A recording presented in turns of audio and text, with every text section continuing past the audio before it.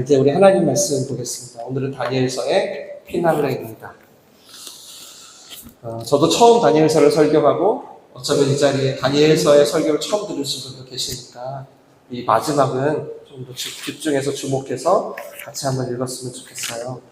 1절부터 13절까지 서로 돌아가면서 읽고 마지막은 다 함께 읽겠습니다. 제가 먼저 읽겠습니다. 그때 내 민족을 호위하는 큰 군주 미가엘이 일어날 것이요 또 환난이 있으리니 이는 개국 이래로 그때까지 없던 환난일 것이며 그때에 내 백성 중 책에 기록된 모든 자가 구원을 받을 것이라.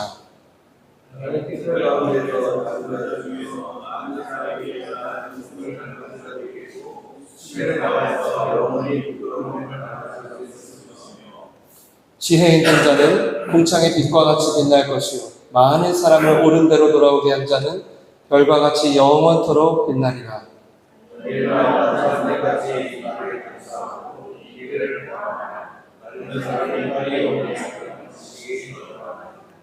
나 다니엘이 본즉 다른 두 사람이 있어 하나는 강 이쪽 언덕에 섰고 하나는 강 저쪽 언덕에 섰더니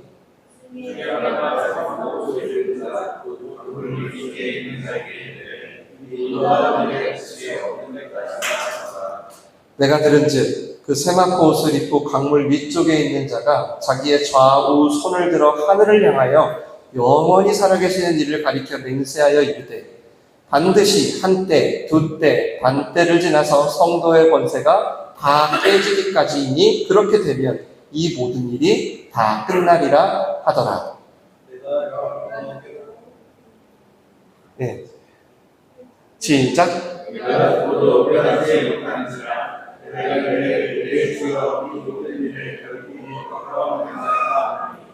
그가 이르되 다니엘아 갈지어다. 이 말은 마지막 때까지 간수하고 봉함할 것임이니라.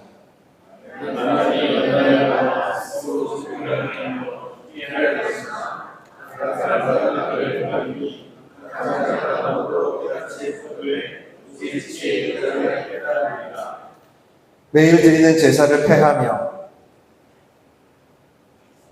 멸망하게 할 가증할 것을 세울 때부터 1290일을 지날 것이요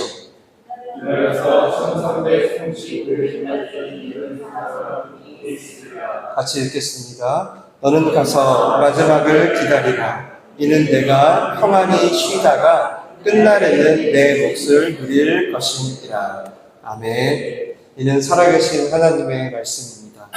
드디어 다니엘서의 마지막에 왔습니다. 너무 바라셨죠?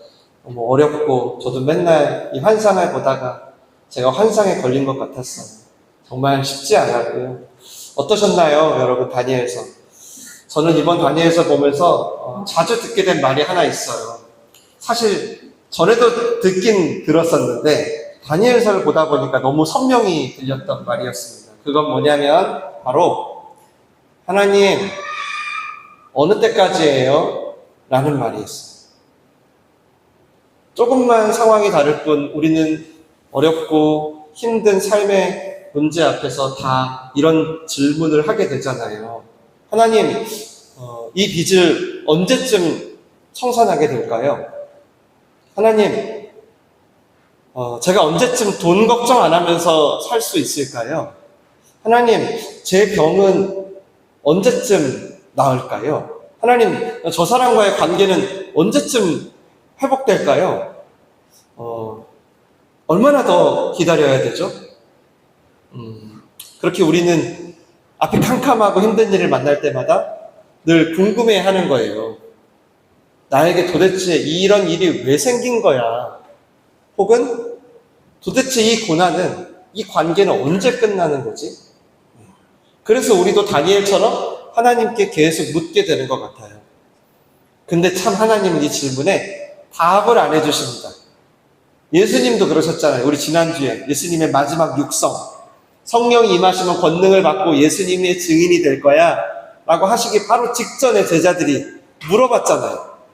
뭐라고 물어봤어요? 언제쯤 우리 나라가, 우리 가정이, 우리 회사가 회복됩니까? 물어봤더니 예수님 뭐라고 하셨죠? 때와 시기는 아버지의 권한에 있단다.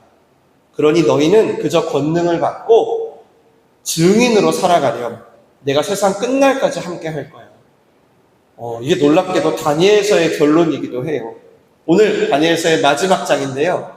다니엘서는 크게 전반부 다니엘과 세 친구의 이야기, 후반부 다니엘이 본 4가지의 환상으로 돼 있어요. 그중 10장부터 오늘 읽은 12장까지가 마지막 환상인 거죠. 페르시아 왕 고레스 때 큰 전쟁에 대한 내용이 있었어요. 기억하실까요? 영적 전쟁부터 시작돼서 남방왕, 북방왕의 전쟁부터 시작해서 북방왕의 안티오코스라는 가장 악랄한 왕이 나타나서 개국 이래 가장 큰 환난이 일어날 것임을 세상 끝에 대한 환상과 함께 알려주셨어요. 오늘 1절이 그 요약인데요. 같이 한번 읽어볼게요. 시작. 그때 내 민족을 호위하는 큰 군주 미가엘이 일어날 것이요 또 환난이 있으리니 이는 개국 이래로 그때까지 없던 환난일 것이며 그때에 내 백성 중에 책에 기록된 모든 자가 구원을 받을 것이다. 이게 이제 마지막 환상의 요약이에요. 고난이 끝나지 않을 것 같겠지만 그런데 반드시 끝이 있다. 그건 하나님 나라의 구원이야 라고 한 거예요. 그러니까 여러분 다니엘서가 너무 힘든 얘기만 계속 나오고 고난이 계속 있을 거라고 하고 있긴 하지만 그래도 여러분이 오해하지 않으셨으면 좋겠어요. 뭐냐면 하나님이 고난을 예고하신 이유가 너희들 한번 두려워해봐라, 고생 좀 해봐라가 아니에요. 이거는 마치 코로나의 백신과 같아요. 백신. 미리 준비하게끔 어떠한 질병이 들어와도 항체를 가지고 너희가 고난이 있어? 고난이 금방 해결이 안 돼? 그래도 하나님이 주관하고 있어. 하나님이 주관하고 있어. 이것을 우리가 면역력을 갖게 하는 거예요. 그런 항체를 주고 싶은 거예요. 다니엘서라는 책을 통해서. 그래서 고난이 쉽게 끝나지 않아도 너희가 하나님 나라를 살아갈 수 있게 하고 싶었던 거예요. 세상에 살고 있으나 세상에 속하지 않은 삶을 살아야 되는데 그게 만만치 않잖아요, 여러분. 그러니까 그럼에도 불구하고 모든 걸 주관하고 계시다는 걸 다시금 상기시켜 주려는 거예요. 그래서 예수님이 그토록 제자들한테 다니엘서를 보라고 하셨잖아요. 다니엘서 좀 봐라. 다니엘이 얘기 안 했냐 하잖아요. 그렇게 다니엘이 이제 오늘 마지막 환상을 다 봤어요. 그래서 여태까지 그 환상을 설명해주던 천사들도 이제 떠나려고 하나 봐요. 이제 천사들이 떠나려고 하는 바로 그때 한 천사가 그동안 다니엘의 괴로웠던 마음을 대변을 해줍니다. 그리고 예수님께 질문을 던져요. 6절이죠. 시작. 그 중에 하나가 세마포 옷을 입은 자, 곧 강물 위쪽에 있는 자에게 이르되 이 놀라운 일의 끝이 어느 때까지냐 하더라. 양쪽에 천사가 있었나 봐요, 환상에. 근데 그 강 위에 다른 존재가 세마포 옷을 입고 있었대요. 천사보다 높고 제사장만 입는 세마포를 입은 것으로 봐서 이분은 누구죠? 바로 인간의 몸으로 오기 전에 예수님이신 거예요. 한 천사가 다니엘이 얼마나 괴로웠는지 그 심정을 대변하면서 마지막으로 물어요, 예수님께. 예수님, 도대체 언제까지입니까? 이 고생. 아니, 얼마나 이렇게 살아야 됩니까? 라고 물어요. 그랬더니 예수님이 대답을 하시는데 약간 애매합니다. 한때, 두때, 반때를 지나 성도들의 권세가 다 깨질 때까지 이게 뭔 말이야? 저도 모르겠어요. 이게 상징적인 숫자여가지고 정확한 때가 언제인지 알 수는 없어요. 그런데 분명한 한 가지는 알 수 있어요. 그게 뭐죠? 끝이 있다는 것입니다. 다니엘은 지금 90이 넘었어요. 청소년 15살에 포로로 잡혀왔으니까 얼마나 고난 중에 살았겠어요? 나라를 잃은 슬픔에도 불구하고 나의 주관자는 느부갓네살이 아니라 벨사살이 아니라 다리오가 아니라 알렉산더가 아니라 안티오코스가 아니라 하나님이시다라는 것을 붙들면서 살았단 말이에요. 그러면서 뭘 기대했겠어요? 언젠간 회복되겠지. 언젠간 이 고난이 끝나겠지. 그러다 이 나이가 된 거예요. 이 나이가 됐는데도 변할 기미는 없네. 아니 정권이 이렇게 많이 바뀌었는데도 똑같네. 그러니까 어떤 말이 나올까요? 계속 어느 때까지입니까? 어느 때까지입니까? 계속 질문했던 거예요, 하나님께. 근데 하나님은 이번에도 정확한 답을 주지 않으시는 것 같아요. 8절에 보니까요, 다니엘이요, 뭐라 그래요? 시작. 내가 듣고도 깨닫지 못한지라. 내가 이르되 내 주여 모든 일의 결국이 어떠하겠나이까. 들었는데 깨닫지를 못하게 그게 무슨 말이에요? 모르겠던 거예요. 근데 마지막에 와서 그런가? 주님이 자세히 풀어주지는 않으시거든요. 그런데 응답을 하나 주세요. 근데 그 응답이 오늘 다니엘 시대에 살았던 사람들뿐 아니라 우리에게도 너무 중요해요. 너무 중요해요. 응답은. 우리도 도대체 끝이 어디입니까를 묻잖아요. 언제쯤 돈 걱정 없이 살 수 있어요? 묻잖아요. 그러니까 우리에게도 너무 중요한 말이에요. 그래서 우리 한번 경청했으면 좋겠어요. 오늘 예수님이 때가 언젠지를 정확하게 날짜를 가르쳐주지는 않지만 3가지 명령을 하세요. 그리고 그것을 우리한테 새기라고 해요. 그걸 한번 우리가 주목했으면 좋겠어요. 첫 번째는요, 간직하라예요. 한번 따라해 봅시다. 간직하라. 간직하라. 다니엘이요, 마지막 때까지 이 말을 간수하고 이 글을 봉함하라. 많은 사람이 빨리 왕래하며 지식이 더하리라. 이 간수하라, 간직하라 명령을 하셨는데 여기는 2가지 의미가 있어요. 첫 번째는 일단 이해가 안 돼. 다니엘 지금 계속 이해 안 되고 있죠? 이해 안 되는데 어떻게 하냐면 그래도 새기라는 거예요. 너희에게 그 인간 목사가 설교하는데 그 설교가 너무 마음에 안 들 수도 있어. 그렇다고 너희가 너무 좋아하는 설교 따라다니지 말고 너희에게 교회가 마음에 안 들 수도 있고 너희에게 때로는 말씀이 너무 싫어.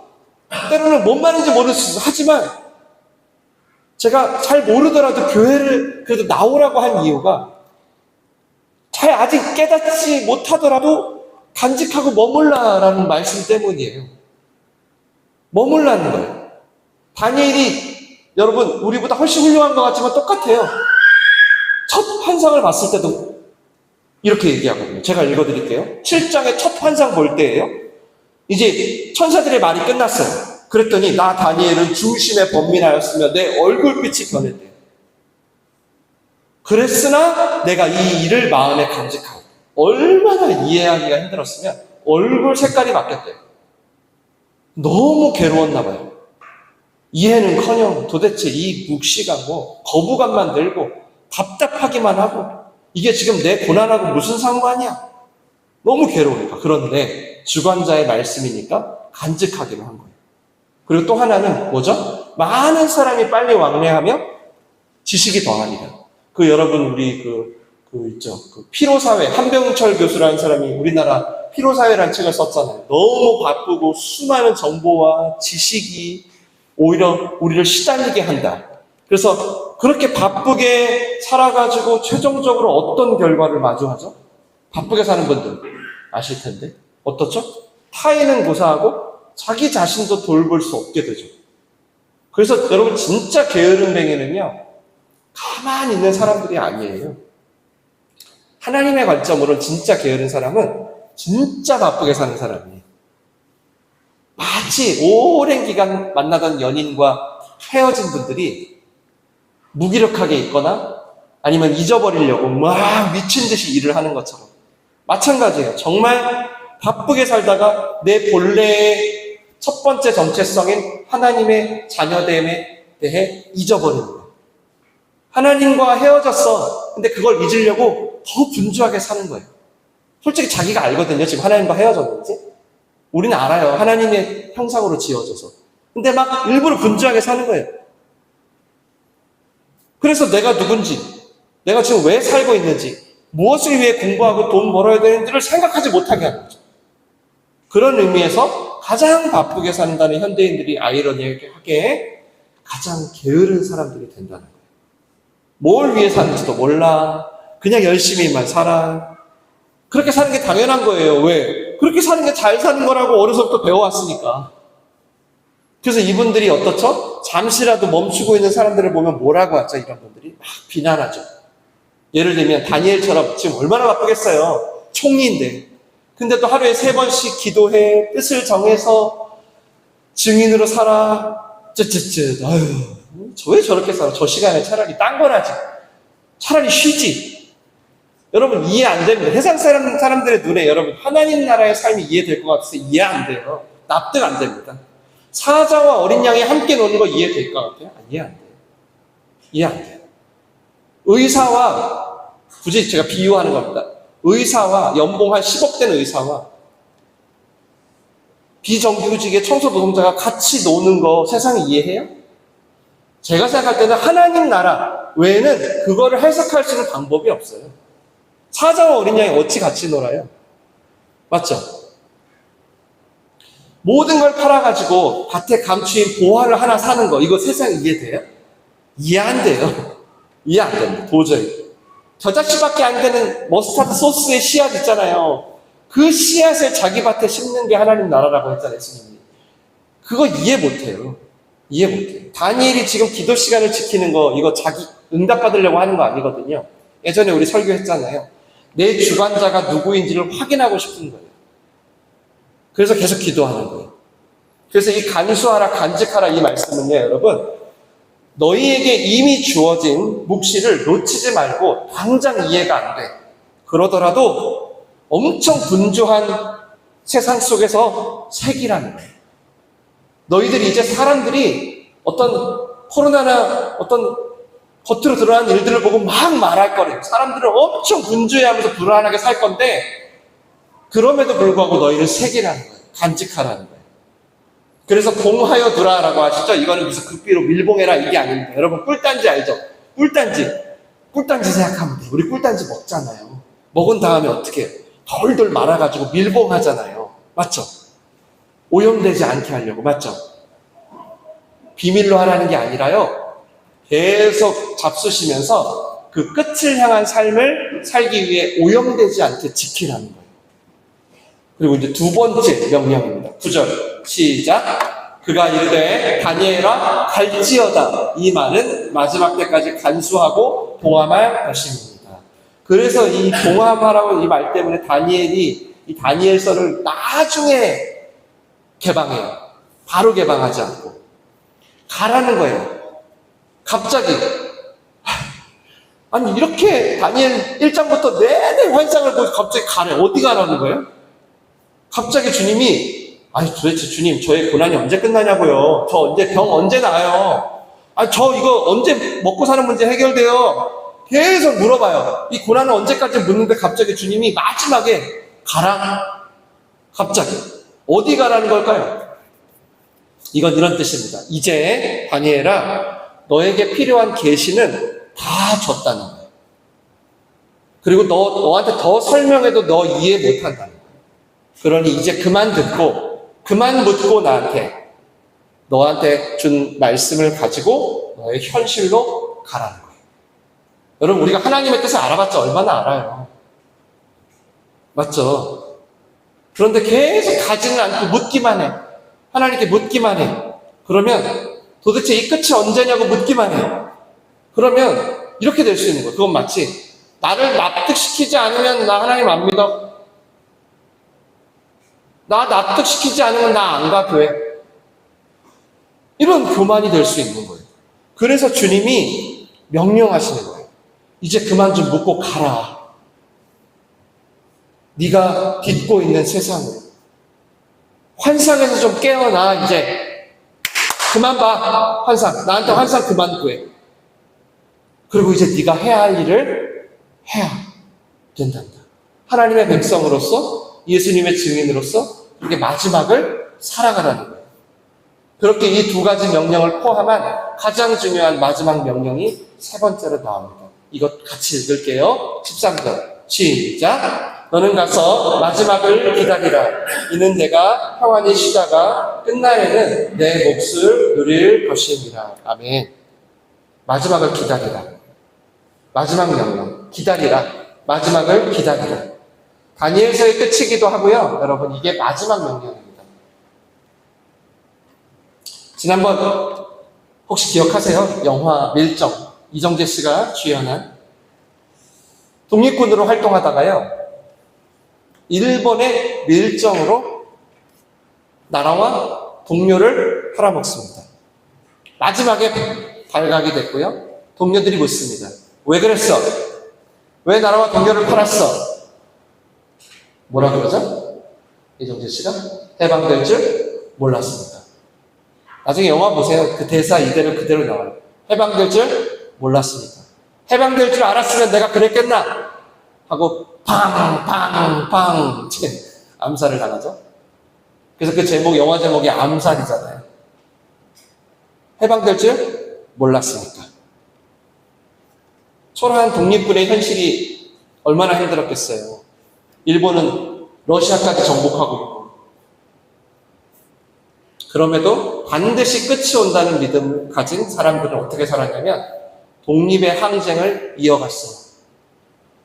근데 누구는 끝을 기다리지 못해서 해방을 누리지 못했던 거죠. 여러분, 마찬가지인 거예요.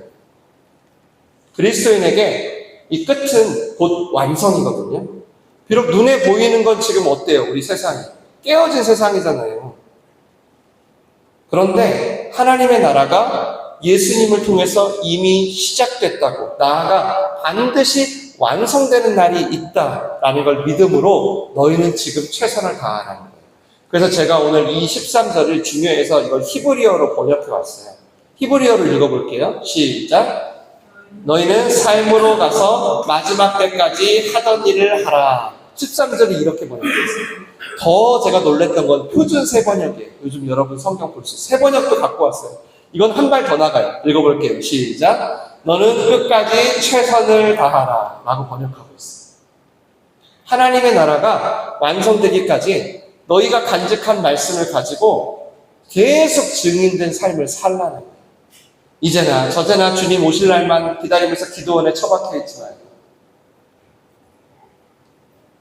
막연히 하늘만 바라보고 있지 말고, 너는 모든 환상을 봤으니 뭐예요?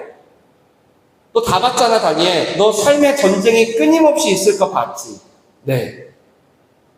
또 영원한 나라가 임할 거 봤지? 네. 그럼 이제 짐 싸서 들어가지 말고 네 길을 가라. 가서 마지막까지 증인으로 성실하게 살아. 그러니까 이 기다림은 여러분 전혀 수동적인 게 아니에요. 무기력하지 않은 거예요. 아무것도 하지 않은 채 그냥 가만히 있는 어떤 의미 없는 게 아니에요. 죽음을 기다리는 시한부 인생이라 할지라도 그리스도인은 어때요? 영원히 살아갈 삶을 생각하는 게 기다림이잖아요. 아무리 계속된 고난이 있더라도 어때요? 그 고난이 언제 끝날까 생각하는 게 아니라 어때요? 주어진 삶에서 하나님 나라를 살아내는 게 기다림이잖아요. 다니엘이 직접 그걸 보여준 거예요, 우리한테. 사실 다니엘 충분히 고국으로 돌아갈 수 있어요. 그런 능력도 있고. 그럼에도 평생 꿈꿨던 고국을 가지 않아요. 그냥 바벨론의 크리스찬으로, 페르시아의 크리스찬으로 살아요. 그게 자신이 해야 할 증인의 몫이어서. 우리가 기억해야 할 마지막 몫이가 이거예요. 굉장히 아이러니한데요. 세상을 계속 살아내야만 여러분 끝을 볼 수 있다는 거 하십니다. 계속 세상을 살아야만 끝이 온대요. 사실 저는 이 부분 때문에 요한계시록보다 다니엘서를 더 좋아해요. 두 책은 똑같습니다. 거의 똑같은 책인데요. 요한계시록은 여러분 잘 아시듯이 치열한 고난 끝에 신천지가 온다고 끝나요. 원래 신천지란 말이 되게 좋은 말인데, 네, 안타깝게도. 죄송해요. 여러분 오해하지 마세요. 전 신천지가 아닙니다. 중기영대 신천지에 빠질 때 데려왔잖아요. 최소한 저는 아니라는 뜻이잖아요. 아무리 의심이 돼도. 맞죠? 요한계시록에는 고난 이후에 새하늘과 새 땅, 곧 신천지가 올 거다 라면서 끝나요, 책이. 근데 다니엘의 엔딩은 똑같이 하나님 나라가 올 거라고 하는데 그 끝이 신천지로 끝나지 않아요. 그래서 저는 이게 더 좋고 와닿아요. 왜냐하면 지금 저의 현실하고 너무 비슷하거든요. 장래의 영광을 말하고 있지만 남아있는 삶에는 여전히 갈등이 있는 저거든요. 계속 반복된 고난이 있어요. 여러분도 있어요. 저도 있어요. 그만 좀 아프게 해달라는데도 계속 아픈 일들이 있거든요. 네, 계속 환난을 말하고 있지만 끝에 대한 소망 때문에 절망적이지 않은, 그렇게 역사의 종말과 내 개인의 종말이 분명 다른 사건인데 동일한 곳에서 만나는, 그게 다니엘서예요. 그렇게 치열한 세상에서 하늘에 소망을 두고 사는 지금 저와 여러분의 모습을 그대로 보여주면서 끝을 맺어요. 마치 저는 오케스트라가 엄청 장엄하게 우와 풀 세션으로 막 꽝꽝꽝 울려요. 거침없이 소리를 내다가 갑자기 마지막 장이 오보의 소리가 조용히 나는, 고요하게. 그렇게 다니엘서 이렇게 막 현란하게 가더니 마지막에 보니까 환상을 받고 다니엘이요 그냥 묵묵히 삶의 자리로 가는 걸로 끝나요. 가라. 가서 기다리라. 종종 제가 말씀드리죠. 여러분이 이미 시작된 천국을 살지 않으시면 죄송하지만 영원한 천국은 뜬구름이 돼요. 정말이에요. 그렇게 그저 보이는 세상의 전부인 것처럼 여러분이 묶여버리면 아무리 여러분이 영생을 믿으셔도요, 죽는 게 두렵고 무서워집니다. 그래서 하나님은 다니엘한테도 이제 간직한 말씀을 갖고 가서 살라고 하는 거예요. 계속 고난이 언제까지냐고 묻지 말고 그렇게 살다 보면 어느덧 끝에 가 있을 거라고 하는 거예요. 이게 신앙의 여정이거든요. 저희도 똑같아요. 물론 저희는 여러분 이 깨어진 세상을 바꿀 수는 없어요. 아시죠? 여러분이 아무리 운전 잘해도 다른 차가 운전 잘못해서 사고 나요. 여러분 우리 이 세상 못 바꿔요. 그래서 고통은 자연스럽게 있어요. 너무 자연스러운 거예요. 세상 못 바꾸니까. 하지만 포기하지 않죠. 왜? 끝이 있잖아요. 우리한테. 간직한 말씀으로 살다 보면 어느새 천국에 가 있는 게 신앙의 여정인 거예요. 그렇게 마치 오늘이 그런 날이 오지 않을 것처럼 세상의 밀정으로 사시겠어요? 계속? 오늘 말씀하시는 거예요. 좀 이제 세상의 밀정으로 그만 좀 살고 소망과 인내로 증인의 삶을 살다가 오라는 거예요. 10절 말씀 읽어볼게요. 시작. 많은 사람이 연단을 받아 스스로 정결하게 하며 회개할 것이나 악한 사람은 악을 행하리니 악한 자는 아무것도 깨닫지 못하되 오직 지혜 있는 자는 깨달으리라. 예수님 그러는 거예요. 예수님 아직 인간의 몸으로 오기 500년 전이거든요. 근데 예수님 그러는 거예요. 마지막이 있음을 알고 사는 사람은 환난 중에도 정결하게 될 거예요. 오히려 고난이 너희를 정결하게 할 거예요. 그런데 그 끝을 모르고 사는 사람은 더 악하게 될 거예요. 라고 하시는 거예요. 나중에 예수님이 이 얘기를 그대로 하세요. 그 주님은 세상이 악해질수록 옷깃을 좀 여미라는 거예요. 우리한테. 수많은 정보로 혼란스러울수록 증인의 삶을 좀 살라는 거예요. 사방에 우겨쌈을 당해가지고 북쪽에 느부갓네살, 남쪽에 바벨론, 서쪽에 안티오코스, 동쪽에 알렉산더가 괴롭혀. 그런 인생이에요. 그러면 정신 못 차려요, 우리. 불안, 두려움, 염려, 완전히 그냥 얽매이거든요. 근데 말씀하시는 거예요. 그럴지라도 너는 예수님이 시작하신 그 하나님 나라를 그 자리에서 기다리라는 거예요. 그 자리에서. 이게 멍하니 있으라는 게 아니라는 거 아시겠죠? 예수님도 얘기하셨잖아요. 근신하고 깨어있는 뜻이라고. 이게 다니엘서의 결론이에요. 그 끝을 봤으니 이제 삶의 자리로 가서 기다려라. 물론 다니엘은 마지막 날을 못 봤습니다. 이러고 얼마 후에 죽어요. 그래서 오늘 13절 말씀을 들려주신 거예요. 어떻게? 너는 평안히 쉬다가 끝날에는 내 몫을 누리리라. 이게 구약에 등장하는 유일한 부활의 증거입니다.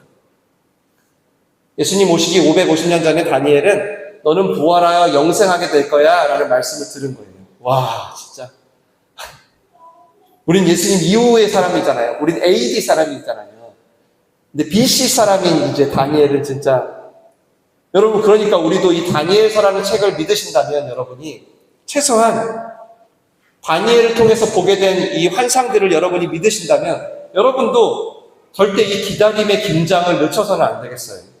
반드시 그날이 있음을 알고 혹 그 전에 여러분의 개인의 종말이 먼저 올 수도 있잖아요. 저도 마찬가지고. 특히 권사님은 더 빠르실 수 있겠죠. 개인의 종말이 주님이 오신 종말보다 더 빠를 수 있잖아요. 그럴지라도 다니엘도 그랬잖아요. 그럴지라도 반드시 부활하여서 끝을 보게 될 것을 항상 새기라는 거예요. 그렇다면 때론 여러분에게 느부갓네살과 안티오카 승자들이 여러분을 막 우겨싼다 해. 돈의 문제, 질병의 문제, 관계의 문제가 막 여러분을 완전히 짬짬이를 시켜. 막 우겨싸. 도대체 이런 고난 언제 끝나요, 주님? 저 언제 돈 걱정 안 하면서 살아요? 라고 묻기만 할 게 아니라 오히려 그럴 때 근신하며 내게 이미 주어진 말씀을 간직하며 살게 된다는 거예요. 다니엘이 본 이 엄청난 환상, 이 어마어마한 환상의 끝에 나타난 마지막 결론이 뭐예요? 그저 간직하고 가서 기다려였기 때문입니다. 그리고 그렇게 기다리는 자에게 주시는 하나님의 마지막 위로가 있습니다. 다 함께 암송하시는 분은 암송하셔도 되고 읽어보겠습니다. 시작. 위에 있는 자는 공창의 빛과 같이 빛날 것이요 많은 사람을 옳은 대로 돌아오게 한 자는 별과 같이 영원토록 빛나리라. 아멘. 1부 예배 때 로아한테 한번 암송해보라니까 까먹었다 그러더라고요. 굉장히 유명한 구절이죠. 굉장히 유명한 구절입니다. 이거는 하나님의 인정을 받게 된다는 뜻이에요. 다니엘을 일단 인정하신다는 얘기고요. 그 다음에 다니엘이 살 때 바벨론의 압제 속에서도 하나님을 주관자로 믿고 살아가는 자들, 그들을 향해서 한 얘기고요. 또 나아가 오늘날 이 시대에서 다니엘서의 오늘과 같은 명령을 품고 삶의 현장에서 하나님 나라를 기다리는 자들을 향해 주시는 축복이에요. 어둠이 가득한 세상이야? 칠흑같이 어둡니? 빛이 하나도 안 보여? 너가 거기서 많은 사람을 진리로 이끄는 별이 될 거야. 그것도 이터널, 영원히 빛나는. 이 마지막을 기다리는 삶 있잖아요. 이게 내 가족과 친구와 동료, 이웃들을 가장 옳은 길로 이끈다는 거, 이 말씀이 오늘 여러분에게 주시는 다니엘서의 지혜가 되기를 축원합니다. 축원합니다. 완벽해서가 아니라 여러분이 그저 우리가 간직한 걸 가지고 가서 기다리다 보면 점점 내 안에서 하나님 나라의 빛이 비추는 것이죠. 물론 현실은 만만치 않아요. 알아요. 근데 그때마다 다니엘한테 얘기했던 것처럼 우리한테도 말씀하실 거예요. 혹시 여러분 지금 고난을 지나가고 계세요? 다니엘과 비슷한 분 있으시죠? 끝이 없다라고 느끼는 분. 그때 말씀하실 거예요. 너 은총을 받은 자여, 일어나라. 그리고 가서 기다리라. 하나님 나라를.